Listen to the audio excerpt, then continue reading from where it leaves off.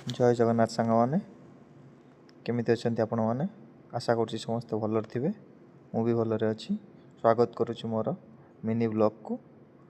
आज आम प्रस्तुत करुँच मिक्स वेज घांट। आपण मैंने देखुए सब पनीपरिया आम काटी तो एक आम तेल रे भल भाव छांकीदवा तापर आग को देखु कौन कौन हो। हाँ आपण मैंने कौटू देखुं कमेंट मध्यम जनइबे आमर यही रोसई केमती लगुच कहे।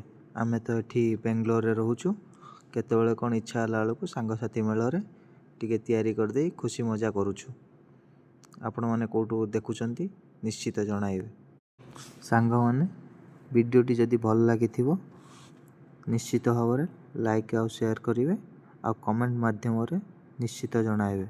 हाँ सब्सक्राइब करने को जमारू भी भूलें कारण आपण मानकर गोटे सब्सक्राइब मो भली छोट क्रिएटर को आग को जीवाई प्रोत्साहन करिवो।